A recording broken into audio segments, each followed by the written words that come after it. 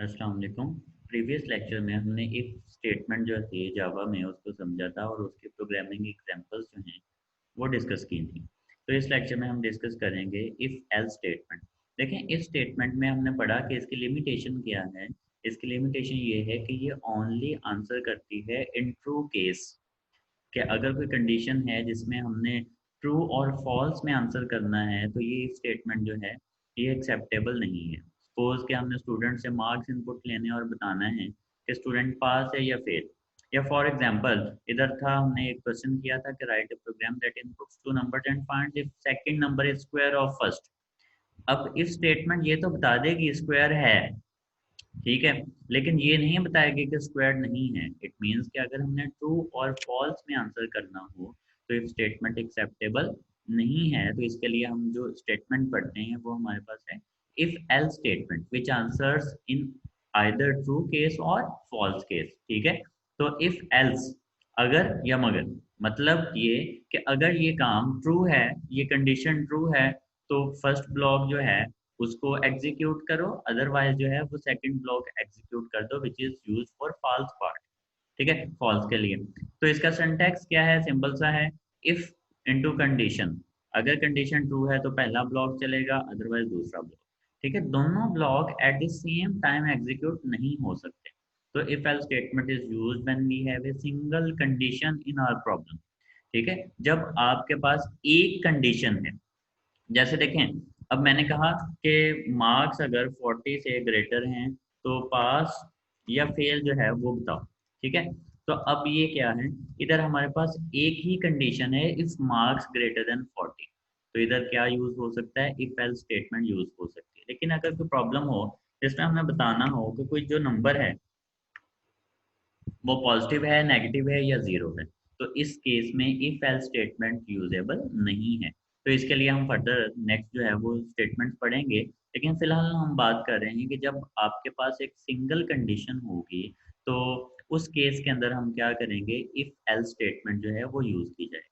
तो इसको एक एग्जांपल के साथ समझते हैं। Write a program in Java that inputs two numbers. तो पहले यहाँ तक प्रॉब्लम को हमने सॉल्व करना है। तो लास्ट टाइम हमने ये एग्जांपल डिस्कस की थी, इसी को ले लेते हैं थोड़ा सा चेंज करके। ठीक है, दो नंबर इनपुट लेने हैं। तो यहाँ तक उम्मीद है क्लियर होगा कि हमने वैल्यूज जो हैं वो इनपुट लेनी है। अ, दो नंबर जो है वो ए और बी ले लेते हैं। ठीक है, दो नंबर ले लिए, स्कैनर की क्लास हम यूज करते हैं टू इनपुट, पहला नंबर ए और दूसरा नंबर बी। तो स्टेटमेंट का फर्स्ट पार्ट कंप्लीट हो गया, write a program that inputs two numbers. दो नंबर्स इनपुट आ गए, उसके बाद अब क्या करना है, नेक्स्ट है and finds whether these numbers are equal or not. देखें, अब दो कंडीशंस, सॉरी, दो चॉइसेस। ठीक है, कि या तो हमने बताना है इक्वल है या नहीं, या फिर हमने बताना है इक्वल है या फिर इक्वल नहीं है। तो इसका मतलब है ट्रू और फॉल्स केस में आंसर करना है। तो इफ ए और बी इक्वल हैं या नहीं, कंपैरिजन करना है। ठीक है, दोनों को कंपेयर करना है। तो इफ ए इक्वल बी, अगर तो हम इस तरह से लिखते हैं तो ये क्या है, रॉन्ग है। क्योंकि जो सिंगल इक्वल है ना, ये हम यूज करते हैं असाइनमेंट ऑपरेटर के तौर पे। मतलब राइट साइड पे जो वैल्यू है ये असाइन हो जाए किसको, लेफ्ट साइड वाले वेरिएबल को।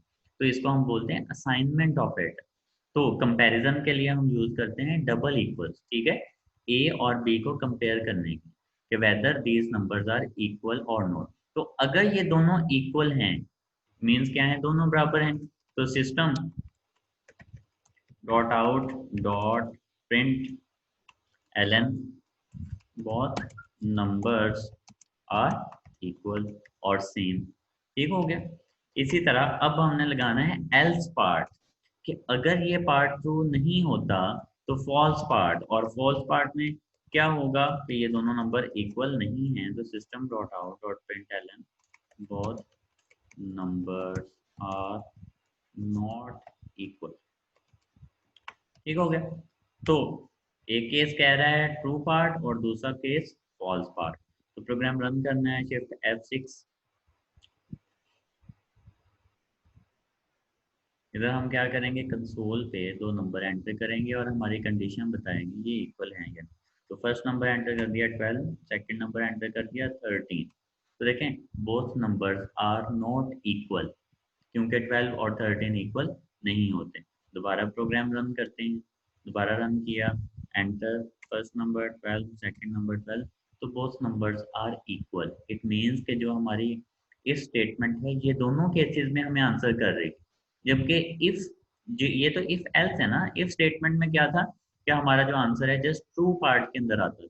तो इफ एल्स स्टेटमेंट जो है ये ट्रू और फॉल्स पार्ट दोनों में आंसर करती है, तो उसकी जो लिमिटेशन है वो रिमूव हो जाती है। तो hope so if else statement जो जावा के अंदर है ये आपको क्लियर होगी। तो फर्दर लेक्चर्स में हम इसकी फर्दर एग्जांपल्स जो हैं वो डिस्कस करेंगे। तो इस लेक्चर के लिए इतना ही। अल्लाह हाफ़िज़।